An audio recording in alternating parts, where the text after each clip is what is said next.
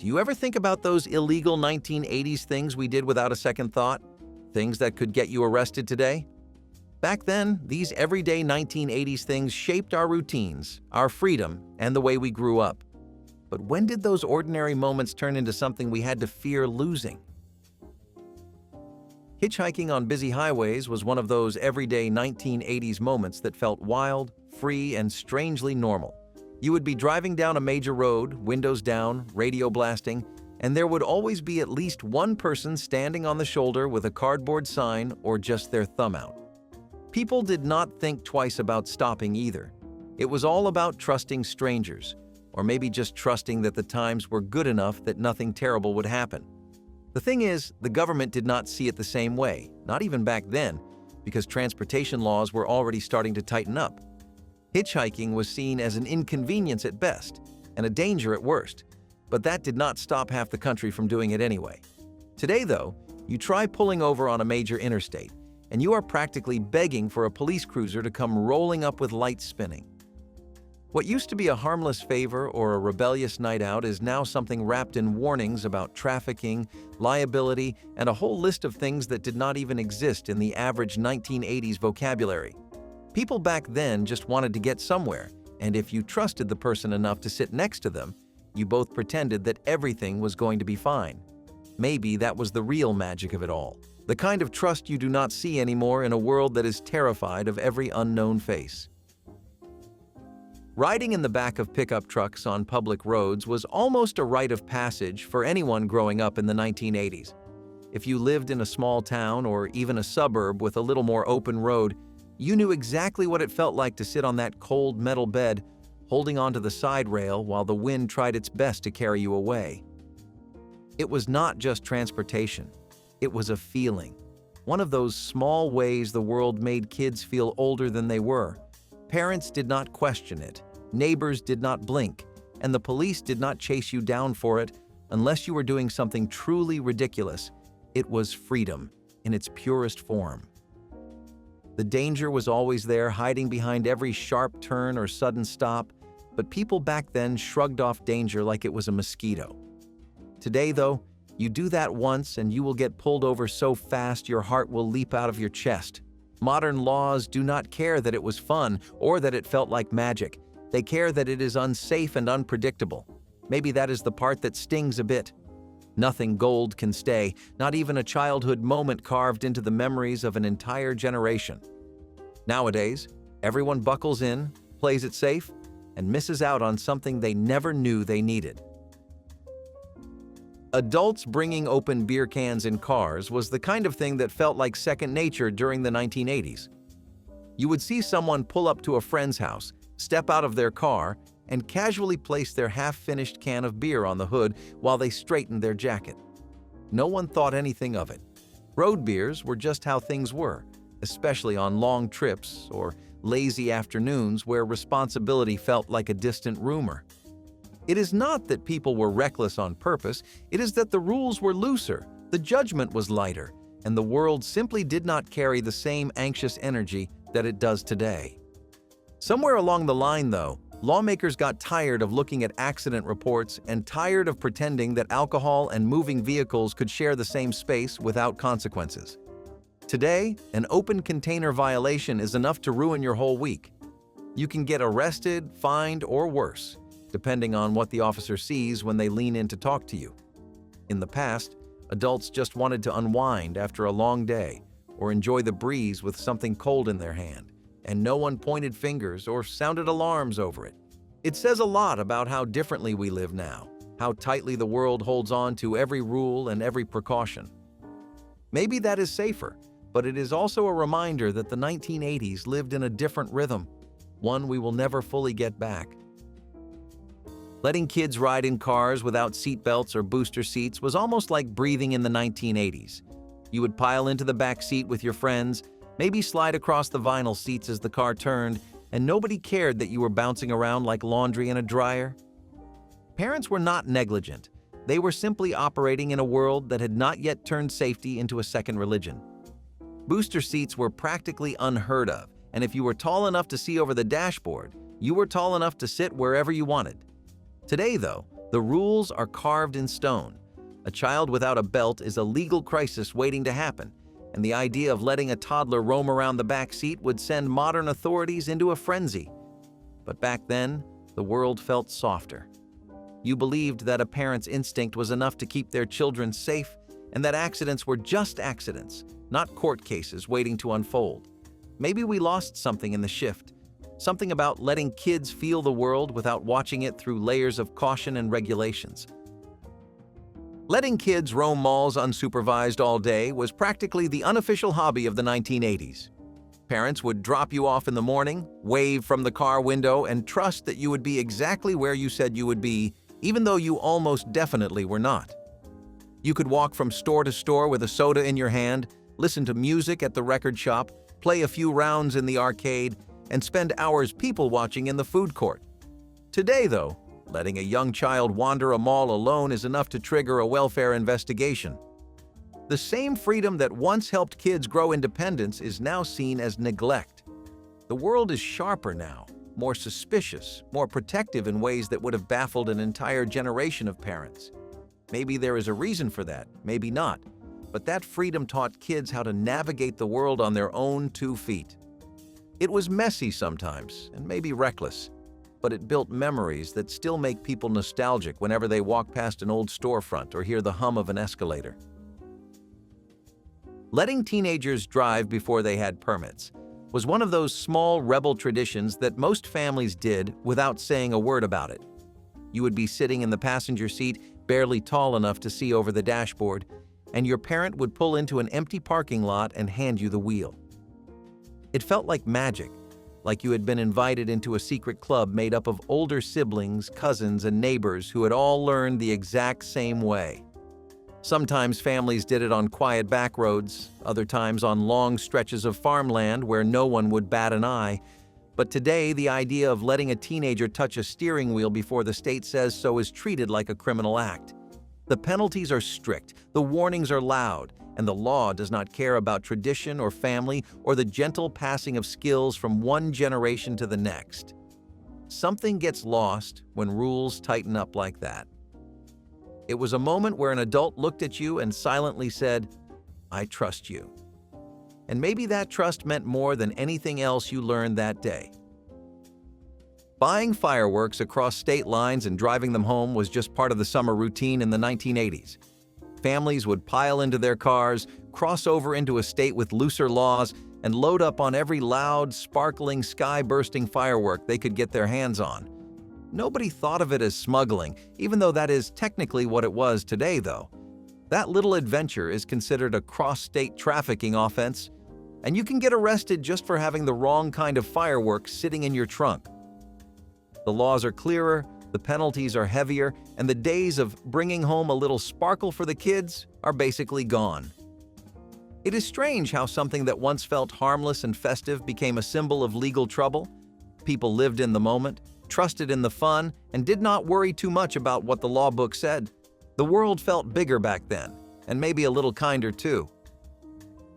Setting off homemade fireworks in residential streets was the kind of chaotic joy that defined warm nights in the 1980s. You would see neighbors gathering outside as soon as the sun dipped below the rooftops, everyone holding sparklers, Roman candles, or something cobbled together from a kit someone found in their garage. Kids would run around barefoot while adults lit fuses with a cigarette lighter, sometimes backing away slowly, sometimes sprinting like their lives depended on it. People trusted that nothing serious would happen, even if accidents were more common than anyone admitted. Today, though, the same act will get you arrested faster than a firecracker can hit the pavement. Cities want permits, states want regulations, and your neighbors want peace and quiet. Setting off fireworks in a residential street is considered reckless endangerment, a fire safety violation, or even a criminal offense depending on where you live. Maybe people were too relaxed back then, or maybe we have become too strict now. Either way, those old fireworks nights remain burned into memory, glowing like embers from a time when danger and delight lived side by side. Parking kids overnight in arcades while parents worked might sound unthinkable today, but in the 1980s it was surprisingly common. There were families everywhere doing whatever they could to stay afloat, juggling long shifts, tight budgets, and nowhere comfortable to leave their children. Arcades felt like the perfect solution. At least in spirit, kids could play games for hours, watch others compete, trade tokens, and forget the world outside while the neon lights reflected off their faces. The workers often knew the kids by name, and other teenagers kept an eye out for anyone causing trouble. Today, though, leaving a child unsupervised in a public place for that long is enough to get law enforcement and child services involved. The same act that once felt like a desperate but understandable compromise is now classified as neglect. Times changed, and with them came new fears, new rules, and a world far less willing to look the other way. But the kids who lived through it remember those arcades fondly, not as a place of abandonment, but as a second home filled with colors, noise, and a sense of belonging. Hosting large house parties with no adult present was basically the backbone of teenage social life during the 1980s. People would show up from schools you had never even heard of. Music would blast through every wall, and the living room would turn into a packed dance floor, while the kitchen became an improvised buffet of whatever snacks people brought along. It was messy, loud, and a little reckless, but it made teenagers feel alive in ways they could not explain. But today, the same party would immediately fall under the category of criminal liability. Homeowners can be charged, teenagers can be detained, and the entire night can turn into a legal disaster before it even begins. We traded the freedom of young people for the security of strict rules, and maybe that was necessary, but it also wiped out a piece of teenage culture that once defined growing up. Back then, those parties were more than just noise and chaos. They were moments where kids figured out who they were, who their friends were, and what independence felt like. Spray painting graffiti as a teenager during the 1980s was less of a criminal act and more of a social event, a way for kids to leave their mark on a world that felt huge and unreachable. You would meet up behind an old grocery store or in a forgotten alleyway where the streetlights flickered like they were trying to decide whether to stay awake.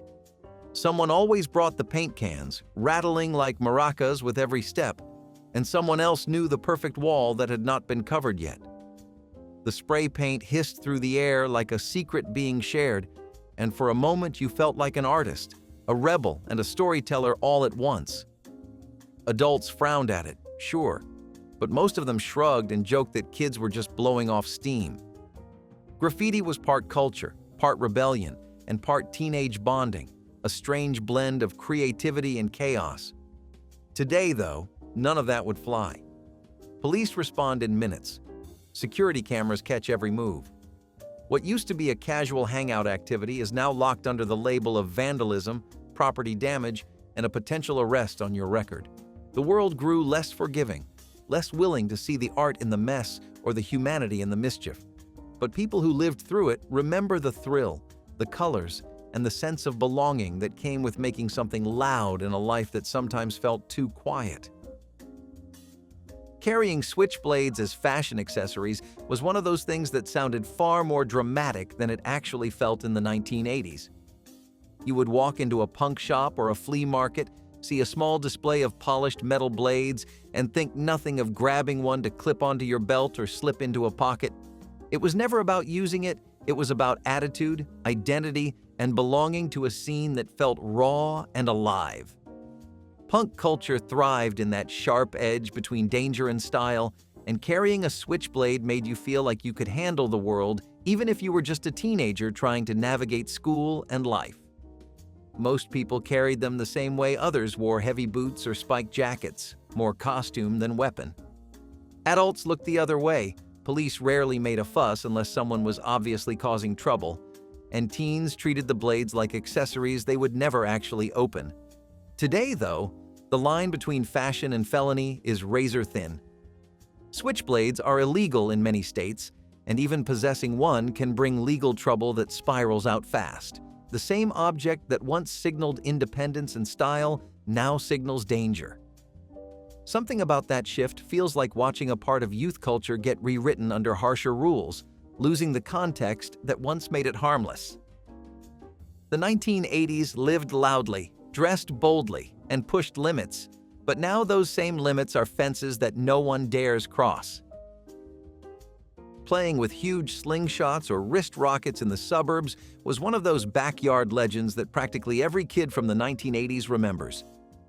You would grab a wrist rocket from a sporting goods aisle or find a homemade contraption someone's older brother built in their garage, and suddenly the whole neighborhood became a battleground of soda cans, rocks, and whatever else could safely fly across the yard. It felt dangerous in the most innocent way, the kind of danger you could brag about later without ever actually meaning harm. Kids competed to see who could launch something the farthest, who could hit a target on the fence, who could make a soda can dance with one precise shot. Parents did not hover, neighbors did not panic, and the biggest worry was someone accidentally putting a dent in a mailbox. Today, though, these same slingshots are classified as dangerous weapons in many places. The law does not see childhood experiments in physics. It sees risk, liability, and potential harm. A tool that once symbolized curiosity and mischief now carries warnings that look more like legal disclaimers than toy packaging. Something about that change feels sad in a quiet way. Kids lost one of those simple thrills that taught aim, patience, and a little bit of daring. The suburbs got quieter, maybe safer, but also a little less alive.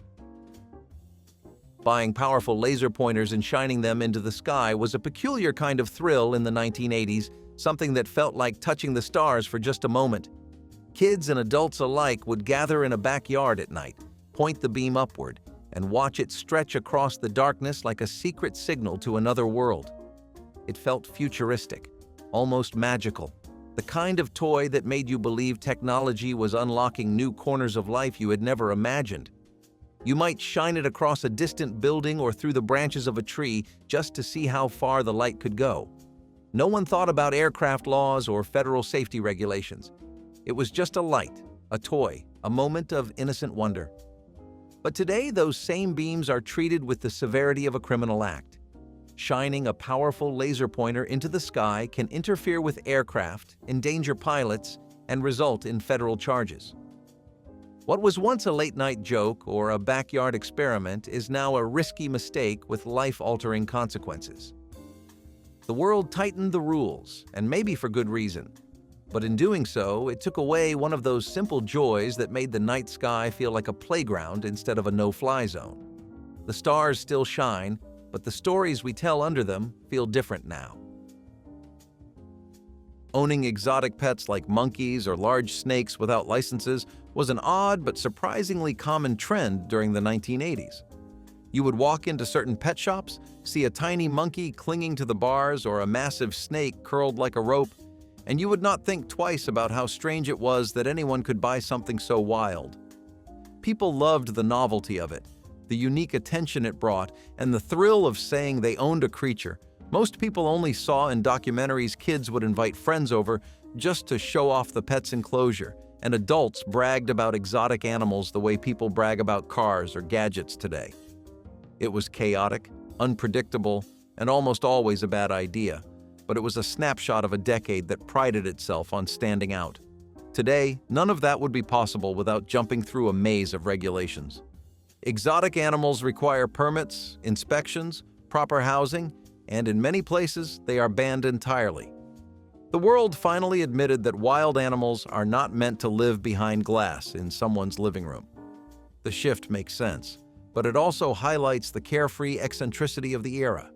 People wanted something extraordinary in their ordinary lives, and exotic pets gave them that feeling, even if only for a little while. Smuggling cheap beer or booze from Mexico or Canada for parties was practically a summer ritual during the 1980s, the kind of mission that teenagers and adults both treated as an adventure. Someone always knew a gas station just across the border where the prices were half what you would pay at home, and a group of friends would pile into a car with an empty trunk and way too much confidence. You would drive across, load up on bottles or cans, crack a few jokes with locals, and head back like you were bringing home treasure. The truth is, most people knew it was not entirely legal even back then, but the risk felt small, almost harmless. It was a shortcut, a loophole, a way to stretch a tight budget during a decade that wanted big fun without big spending. Today, though, Those same actions are treated as customs violations, trafficking offenses, and sometimes even smuggling crimes. Border Patrol does not shrug it off, and a trunk full of cheap alcohol is enough to earn a criminal record instead of a laugh. Something changed in how we handle risk, fun, and laws. The 1980s lived in a world where the rules felt like suggestions, and adventures felt worth the trouble. Now the trouble lasts longer than the fun ever did. Illegal cable television black boxes were one of the most open secrets of the 1980s, a strange loophole that half the neighborhood knew about but no one ever openly discussed. You would walk into a friend's living room and notice they had twice as many movie channels as you did, and when you asked how, they would just smile and say their uncle knew a guy. These little devices sat quietly under the television set, unscrambling premium channels that normally cost more than most families could afford.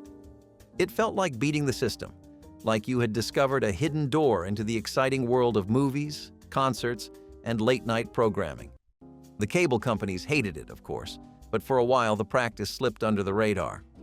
Today, that kind of device is treated as digital piracy. Penalties can include fines, charges, and seizures of equipment. The law cracked down hard once the technology advanced far enough to track usage. The fun disappeared, replaced by warnings about fraud, intellectual property theft, and federal regulations. It is strange to think that something so quiet, so small, and so common is now a red flag for investigators. The 1980s lived in the imperfect spaces between rules, where people found ways to make life a little more exciting without worrying about consequences. That world is long gone. Recording television shows and renting out the tapes to neighbors was one of those charming little microeconomies that defined communities during the 1980s. Someone always had 2 VCR machines, a stack of blank tapes, and a knack for catching every new show or late-night movie. They would record everything, label the spine in neat handwriting, and lend or rent out those tapes like they ran a tiny blockbuster from their living room. People loved the convenience. You did not need cable television, you did not need to rush home in time for your favorite show, and you did not need to miss anything important. It was a simple way to share entertainment, build friendships, and create that old feeling of neighborhood closeness where everyone helped everyone else. Today, though, that same operation would be considered media piracy. The laws are strict, the fines are enormous, and the concept of copying copyrighted material is treated like a crime with real stakes. Technology advanced, companies tightened their grip, and the casual friendliness of tape sharing became tangled in legal language that left no room for nostalgia. Something about that shift feels like watching a small kindness get swallowed by a bigger, colder world. The 1980s lived on creativity and community, even in the smallest ways. Now those ways are memories instead of options. Driving without car insurance or license plates for weeks after a purchase was shockingly common in the 1980s, a kind of informal grace period that people assumed existed even when the law did not. You could buy a used car from a neighbor, slap a temporary note in the window, and drive around town without anyone thinking twice. Sometimes people kept the old plates on until they got around to the paperwork. Other times, they just hoped no one would look too closely. Police were not nearly as strict or automated, and traffic stops relied on what officers saw rather than what their computers told them. Life moved slower, and so did enforcement. Today, the rules are different. Driving without proper registration or proof of insurance can lead to tickets, fines, towing, or even arrest. Digital databases track everything, and automatic license plate scanners catch problems before you even realize you have been seen. There is no wiggle room now, no quiet period where the universe looks the other way while you get your life sorted out. Something about that change reminds people how tightly the world is monitored today, how little space there is for the messy, human parts of life where delays happen and money is tight. The 1980s were far from perfect, but they left room for imperfection. That room is gone.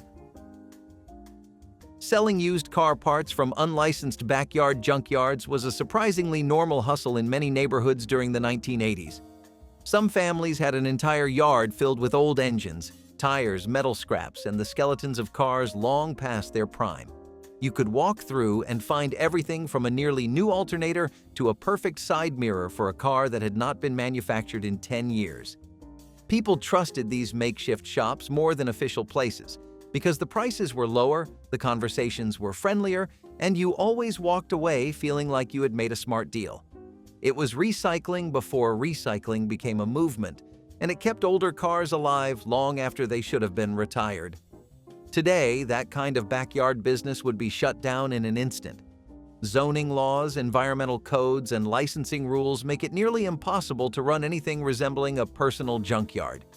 Oil spills, noise complaints, and safety hazards are taken seriously, and the law turns what used to be a neighborhood service into a liability. Something was lost in that transition, something about the trust between neighbors and the ingenuity of people who could fix almost anything with the right part and a little know-how. The 1980s were rough around the edges, but those edges held together communities in ways we barely recognize now. Selling baked goods or crafts from home without permits was one of those casual side incomes that kept countless families afloat during the 1980s. You would walk into a neighbor's kitchen and see trays of cookies cooling on the counter or handmade trinkets laid out on a table, ready to be sold at church events, school fairs, or right from their front porch. No one asked about health codes or business licenses because everyone understood the spirit behind it. People were trying to make ends meet, trying to stay creative, trying to keep their households running on tight budgets. The neighborhood supported it with open arms because these little home businesses felt personal and honest. Today, though, the same effort is wrapped in layers of rules about taxes, inspections, food safety standards, and zoning laws. Authorities shut it down quickly, no matter how harmless the intention is. It is one of those moments where you realize how different the world has become, how something that once symbolized community now symbolizes red tape. Burning trash in barrels behind the house was just part of normal suburban life in the 1980s, especially in areas without convenient waste pickup. You would walk outside and see a metal drum smoking quietly in someone's yard, filled with old newspapers, broken mail, cardboard, and anything else that needed to disappear. It was a simple habit that everyone accepted because it felt productive, quick, and natural. No one thought much about air quality or long-term environmental effects. It was just how you cleared clutter when landfills were far away and life demanded shortcuts. Today, though, that same barrel fire would bring the fire department, a fine, and maybe even criminal charges depending on where you live. The smoke is considered hazardous, the flames are seen as unsafe, and the practice itself is banned in countless cities and states. People from that era remember how ordinary it felt, how it brought a strange sense of order to a messy world, and how harmless it seemed at the time. Public school smoking areas for adults on property were strangely common in the 1980s, a sight that feels almost unreal today. Teachers and staff would gather near a designated bench or side door during lunch breaks, chatting over cigarettes as students walked by on their way to class. The smell drifted through hallways, clinging to jackets and backpacks, but no one questioned it because smoking was woven deeply into adult culture back then. Schools wanted to keep the habit contained, not eliminate it. The designated area felt like a compromise everyone could live with. Today, the idea of smoking anywhere on school grounds is unthinkable. There are strict bans, heavy fines, and strong social pressure that treat smoking as both a health crisis and a disciplinary threat. The shift reflects how dramatically public attitudes changed, how a once normal sight transformed into something shocking. People who lived through the 1980s remember those smoking spots as relics of a world that had not yet decided to wage war on the habit.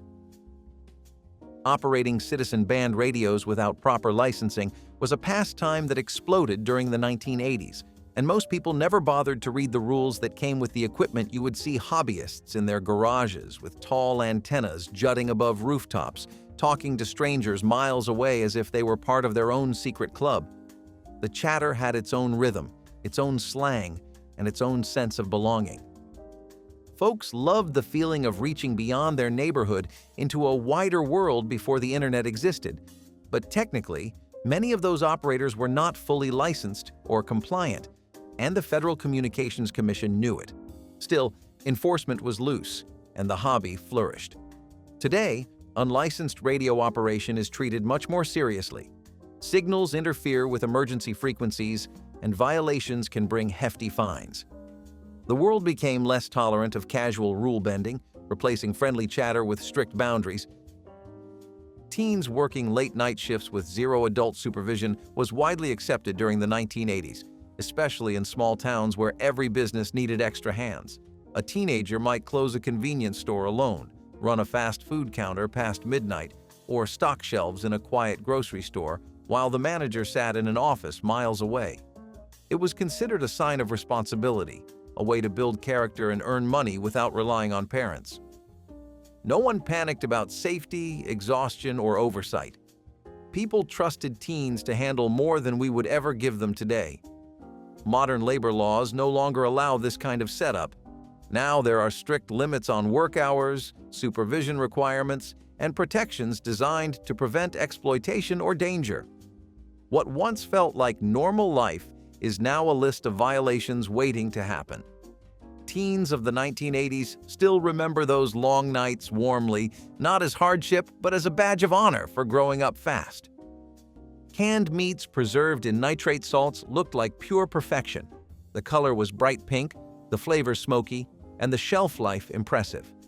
Housewives of the 1950s trusted them completely, serving slices of corned beef, deviled ham, and luncheon loaf without a second thought. It seemed like progress in a can, modern science keeping dinner safe and pretty. But what scientists would later discover about nitrates changed everything. When heated, these salts created nitrosamines, compounds linked to cancer and heart disease. That beautiful pink hue came at a dangerous cost. Even after the first warnings, it took years for consumers to believe that something so familiar could be deadly. People argued it was overblown, calling it just another scare. But soon, the facts became impossible to ignore. Those rosy slices were proof that sometimes color itself can lie. Doctors began warning families that the same food they fed their children could be silently poisoning them. By the time regulations caught up, generations had already grown up on nitrate-packed meat. It was a harsh lesson. Beauty in food can be deadly if you do not ask what makes it shine. What had once been the color of convenience turned into the warning color of caution. Spray-on snow was a holiday must-have in the 1960s, a seasonal delight that turned every window into a frosted wonderland. Just shake the can, press the nozzle, and watch as fluffy white patterns appeared across the glass. It was festive, easy to use, and absolutely everywhere. The catch? That soft, pretty snow was often laced with lead-based pigment. Yep, neurotoxins right in the living room. Kids would draw smiley faces and snowflakes, breathing in fumes and getting it on their fingers before heading back to sip cocoa. Parents sprayed entire windows from top to bottom, unaware that every jolly doodle came with a microscopic health warning. When the holidays were over, wiping it off meant smearing fine white dust all over the furniture, and sometimes even using dry cloths that kicked it up into the air again. It stuck to glass, to hands, and to memories. Photos from the era show smiling kids standing in front of the stuff, glowing with seasonal pride and unknowingly inhaling trace amounts of heavy metals. Eventually, safer versions appeared on the market. But for a while, decorating windows was more toxic than tinsel. And if the snow spray didn't get you, the bed you fell asleep on might, because some kids literally snoozed on pillows filled with flammable fluff. Electric slimming belts were the miracle fitness gadget of the 1980s, or so the ads claimed. Wrap it around your waist, plug it in, flip the switch, and prepare to get electrocuted into peak physical form. These belts sent pulsing electric shocks into your abdomen under the promise of stimulating muscles and burning fat. What they really did? Cause skin burns, fainting spells, and enough emergency room visits to make the Food and Drug Administration step in. They buzzed, jolted, and sometimes sparked, especially if you were sweaty, which the instruction manual encouraged. You'd lie there, twitching like a frog in biology class, convinced the pain meant it was working. These devices became so notorious that many were banned or pulled from shelves by the late 1980s. Today's fitness tech might still overpromise, but at least it doesn't literally jolt you awake. Unless you miss the 1980s, in which case, wait until you see what they handed to kids in the toy aisle next. A survival knife inspired by Rambo. Because what could go wrong? Toys with small, swallowable parts and no warnings filled toy aisles in the 1970s. Board games came with marbles, dice, and plastic pieces tiny enough to choke a toddler, yet no packaging warned of hazards. Action figures often included detachable weapons, helmets, or accessories that kids could easily put in their mouths. Parents were expected to use common sense rather than rely on printed labels. Kids traded pieces, lost them in carpets, or carried them in pockets to school.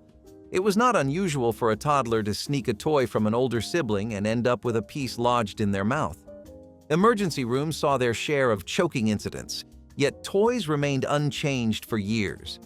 Parents often laughed about close calls, rather than demanding stricter safety laws. Inevitably, there were accidents, but they rarely led to sweeping changes. For children, the risk barely registered. It was just part of playtime. The lack of safety warnings reflected a broader cultural attitude: trust parents and kids to figure things out. Now every toy box is covered in age restrictions and bright caution labels, a direct response to decades of accidents. In the 1970s, though, those tiny pieces were just part of the fun, even if they occasionally led to trips to the emergency room. Mercury thermometers were a household staple, used on babies, adults, even pets. Tucked in bathroom drawers or first aid kits, they were slim, silver, and dangerously beautiful. If you were sick, your mom would shake the thermometer to reset the mercury, then slide it under your tongue or arm. You waited in silence, watching the silvery liquid rise and hold its place. Nobody questioned it. It was science. It was routine. But those thermometers were filled with mercury, a potent neurotoxin that could poison the air if the glass broke, and they often did. A slip from the counter or a hard shake could send beads of mercury rolling across the floor like tiny balls of doom. Most families wiped them up with tissues or brooms, unaware of the harm. Today, mercury thermometers have been almost entirely phased out, replaced by digital ones that beep instead of shimmer. But for kids of the 80s, that little glass stick was part of every fever, every flu, every call to grandma for what to do next. And just like nobody questioned the mercury, nobody questioned mixing alcohol with open water, especially when summer meant floating down a river without a care in the world. Cyclamate artificial sweetener was the dream of every dieter in the 1950s. It promised sweetness without sugar, indulgence without guilt. Early advertisements called it a scientific miracle, the modern answer to cravings. It found its way into sodas, desserts, and even chewing gum. People felt like they were living in the future, where chemistry could fix every flaw of human appetite. Cafes and soda fountains served slim milkshakes, and homemakers stocked their shelves with low-calorie cake mixes, thinking science had finally conquered temptation. But the sweetness came with a bitter aftertaste of trust misplaced. People loved it, especially diabetics who finally had a way to enjoy sweet things again. But by 1969, everything changed.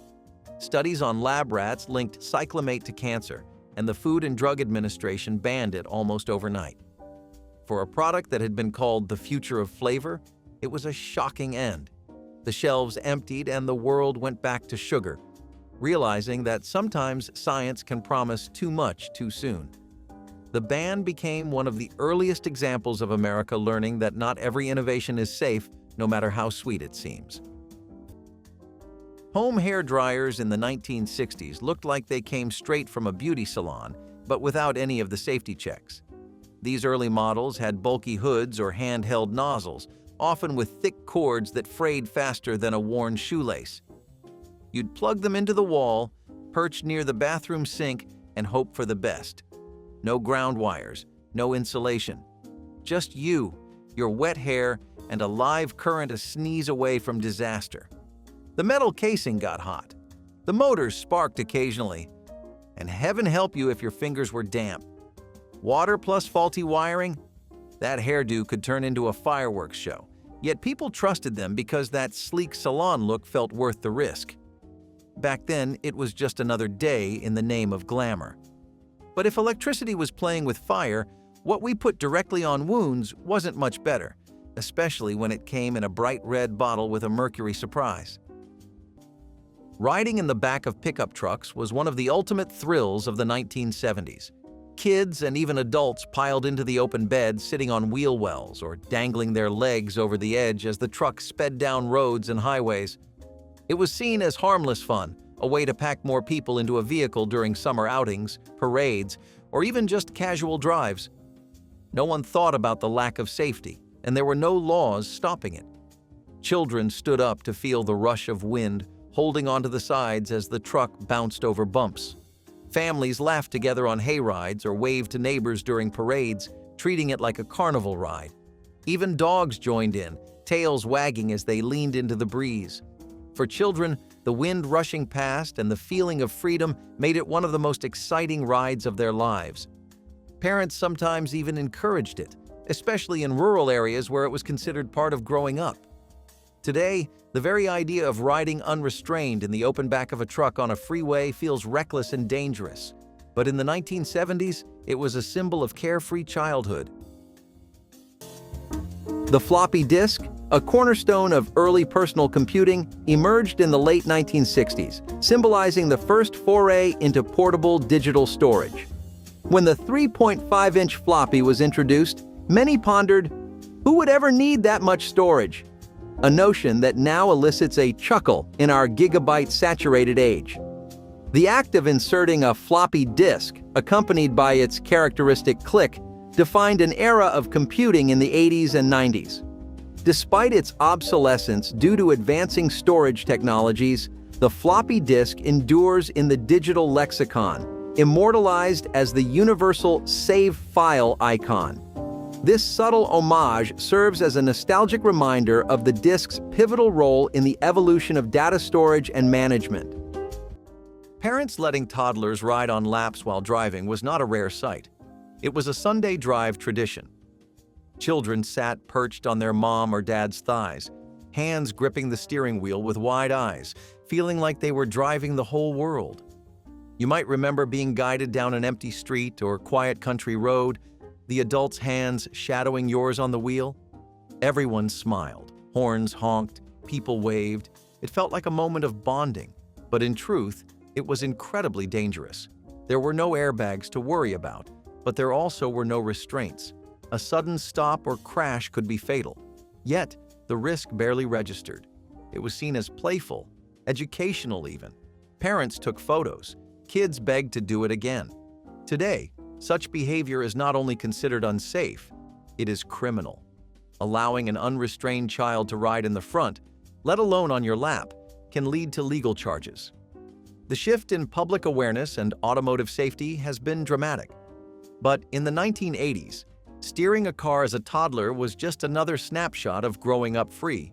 And while cars were full of risk, so too were other freedoms, including the ease of buying a firearm from a stranger, no questions asked. Bright red candies, fruit punch, and even cake frosting glowed with it. Kids in the 1950s could spot it from across the store, the promise of something sweet and happy. No one questioned what made those reds so vivid, because back then, if it looked exciting, it had to be safe. Or so everyone thought. The dye gave cherry sodas their pop, lollipops their shine, and even some cereals their charm. But years later, scientists studying lab rats found a darker story. Red dye number 2 was linked to cancer. Suddenly, that harmless glow felt like a warning light. Parents panicked, companies reformulated, and shelves changed overnight. For many, it was the first time America realized that progress could have a price. The same foods that had made childhood magical had quietly carried a risk no one could see. Red dye number 2 became a symbol of innocence lost, a color too dangerous to keep. Chemistry sets in the 1960s were less about learning formulas and more about dodging danger with every experiment. These kits came with powders, acids, glass tubes, and, wait for it, alcohol burners. Real ones. You'd light a flame with a match, pour flammable liquids into little dishes, and watch as something fizzed, foamed, or went up in smoke. It was thrilling, chaotic, and completely normal. Instructions were vague at best and safety gear optional at most. Kids could melt plastic, set fire to paper, or accidentally discover the smell of burnt eyebrows. These were sold as educational tools, but really they were training grounds for pyromaniacs. You'd mix mystery powders just to see what color they turned, or if they'd explode. Parents watched from a distance, maybe keeping a glass of water nearby just in case. The burners themselves were tiny metal cups with open flames that danced like tiny bonfires across your kitchen table. One wrong move and suddenly your science project doubled as a fire drill. And if you didn't lose an eyebrow there, you might lose an eye to the next toy on the list, because clackers weren't just noisy, they were downright dangerous. Max Headroom was supposed to be the future, a computer-generated, sarcastic television host who stuttered stylishly and wore sunglasses at night. He was the face of a dystopian digital world, equal parts cyberpunk icon and artificial intelligence with an attitude. Advertisers loved him, especially soda companies, so someone had the bright idea, let us give him a full television series. What could possibly go wrong? Everything. The Max Headroom show was visually interesting but narratively confusing. It tried to blend science fiction with satire, wrapped in glitchy editing and background noise. Most of the time, you were not sure if the show was broken or just being artsy. The plotline featured underground hackers, corrupt corporations, and a bleak media landscape, which ironically kind of predicted the internet. And Max, once a futuristic face of advertising, became more of a trivia answer at bar night. Still, his influence stuck around in weird ways. You can spot traces of Max Headroom in everything from video game villains to pop music videos. And if you thought that was sensory overload, wait until we talk about the time theaters tried to make movies smell like real life. Cars without seatbelts for everyone were the norm in the 1970s. Many vehicles only had lap belts in the front seats, while back seats often had no restraints at all. Children piled into station wagons, sitting on the floor, in trunks, or even stretched out across the back bench seat. Families went on road trips with kids rolling around freely, playing games, or lying down for naps. Some kids even rode with their heads sticking out of windows or sat facing backward, waving at drivers behind them. Others built pillow forts in the back during long drives, completely unbuckled. It was a mix of chaos and freedom that defined family car travel. Parents did not worry about safety harnesses or buckles because the expectation simply was not there. Seatbelts were considered optional at best, and many drivers tucked them behind seats so they would not wrinkle clothes. Campaigns like Buckle Up for Safety had only just begun, and it would be decades before seatbelt laws became standard nationwide. Looking back, the thought of driving at highway speeds with an entire family unrestrained is terrifying, but at the time it was just how things were done. Drinking and floating on rivers without life jackets was summer at its most carefree and most dangerous. You grabbed a giant black inner tube, packed a cooler full of beer, and drifted with your friends down slow-moving waters for hours. No one wore a life jacket, most could barely swim, but it was never about safety. It was about the sun, the music, and the freedom to float with no responsibilities. Some tied their tubes together. Others threw a rope to a canoe hauling more drinks. The river became a party, and the risks were part of the fun.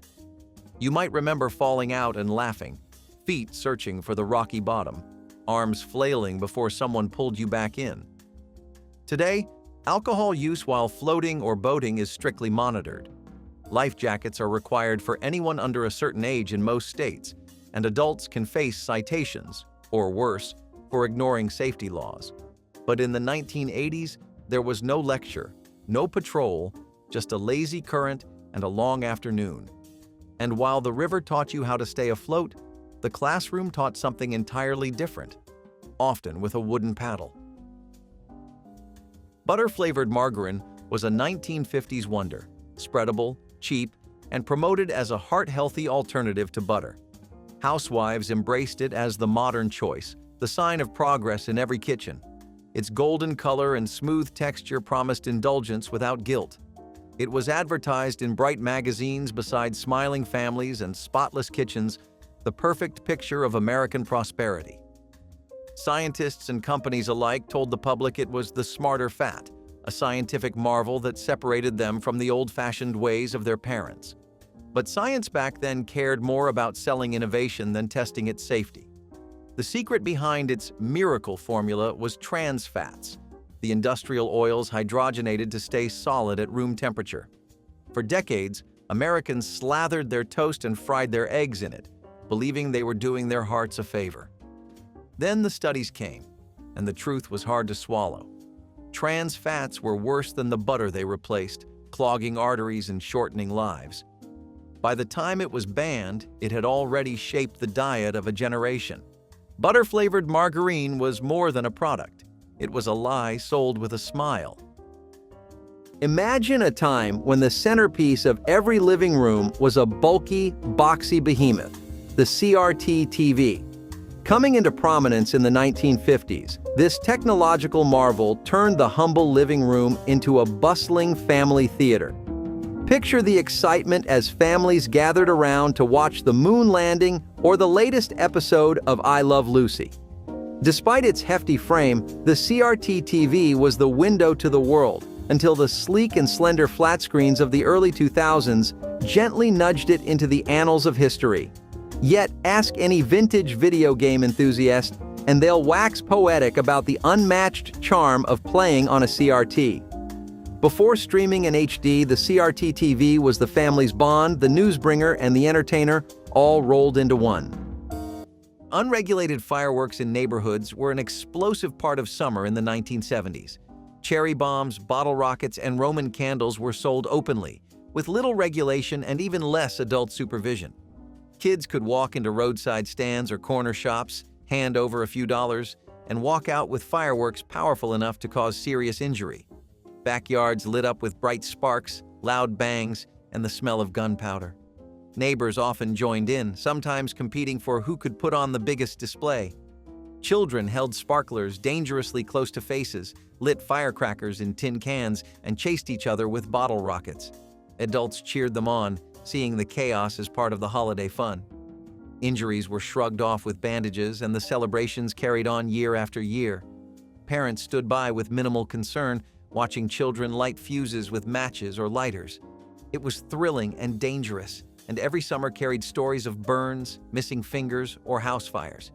Yet for families then, fireworks were a symbol of celebration, freedom, and excitement. Only later did laws clamp down on what could be sold, how it could be handled, and who was allowed to buy it. The memory of bottle rockets whizzing across yards and kids laughing as firecrackers popped underfoot is burned into nostalgia, even if today the thought of it makes people shudder. No background checks for private gun sales was not an oversight. It was how things worked. In the 1980s, if you wanted to buy a gun from someone in your town, you met in a parking lot, shook hands, handed over the cash, and walked away with a rifle or handgun. No paperwork, no waiting period, no background check. It was common at flea markets, yard sales, or through classified ads in the local paper. Sellers were not required to verify anything. Not your age, not your criminal record, not your intentions. It was seen as a right, not a risk. Gun shows operated the same way. Entire tables of firearms lined folding tables with handwritten prices, and deals were made over conversation. Today, most states have moved toward universal background checks or at least require some form of registration, especially after a growing number of mass shootings and gun-related crimes. But in the 1980s, the idea of regulating private sales felt intrusive to many. It was a different world, where trust and access walked hand in hand. And while that era may be gone, the consequences of those choices are still unfolding today. Hormone-injected super chickens were the pride of post-war America, a marvel of modern science that promised endless meat at low prices. Farmers injected birds with growth hormones to make them plumper and faster growing, cutting costs and feeding more people. Grocery stores proudly advertised bigger, better poultry that could roast in record time. The sight of a massive bird on the dinner table became a badge of success. a symbol that science and progress had conquered hunger. No one questioned why their chicken breasts had doubled in size or why the meat seemed strangely watery when cooked. They were too busy marveling at the miracle of abundance to see the price of tampering with nature. But what looked like progress soon sparked fear. Consumers began to wonder why their chickens looked unnaturally large and cooked down to almost nothing. Reports of hormone imbalances and health risks spread, and regulators stepped in. By the late 1950s, the practice was outlawed, leaving behind a trail of headlines and suspicion. The super chicken promised abundance but delivered anxiety instead. It became another cautionary tale of a century obsessed with faster, cheaper, and bigger, no matter the cost.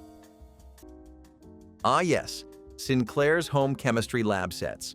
Nothing says wholesome childhood fun like handing 10-year-olds real acids, flammable powders, and the ability to create small explosions in the garage. In the early 1960s, these kits were everywhere. Marketed as educational, they were part science, part spectacle. Kids could grow crystals, mix glowing liquids, and experiment with reactions that would make any science teacher twitch. But the truth? These kits were a ticking time bomb. Figuratively and sometimes literally. They included potassium nitrate, sulfur, and other compounds that today would be locked in a school lab under triple-sealed storage. There were instructions for creating mini smoke bombs, acids that could burn through metal, and even chemical reactions that, if mixed incorrectly, could send a glass beaker flying across the room. Lawsuits started piling in. So did safety warnings. By the end of the decade, the most dangerous sets were pulled from shelves, and future versions were watered down to the point of being glorified food coloring. Still, for a brief window of time, American kids had access to a fully stocked chemical arsenal. But if you think a little sulfur was intense, you should smell what came next. And no, it wasn't roses. Cars without child safety seats were another everyday norm. Infants often rode on a parent's lap, and toddlers bounced around freely in back seats. Some parents placed babies in simple carriers or even laundry baskets on the floor during long drives. On long trips, kids played games in the back, crawling over seats or sitting on the floor without a thought to safety. Parents sometimes stretched out blankets to make the car feel cozier, turning the back seat into a moving playpen. What seemed like family fun then would now make modern parents cringe. There were no strict laws requiring child restraints, and most families never thought twice about it. Car seats did exist, but they were designed more for convenience than safety, often functioning as booster chairs rather than protective devices. Road trips became free-for-alls, with kids climbing from front to back while parents drove. By modern standards, it seems reckless, but in the 1970s, it was just the way things were done. Only later did laws and awareness campaigns make car seats mandatory, changing the way families traveled forever. Coca-Cola with real coca extract was one of those open secrets everyone knew but no one mentioned. The original formula, created decades earlier, contained trace amounts of coca leaf, the same plant used to make cocaine. By the 1950s, the company claimed to have removed it, but in some rural bottling plants, the old recipe still found its way into production. It gave the soda a unique kick, a kind of energy that people swore by.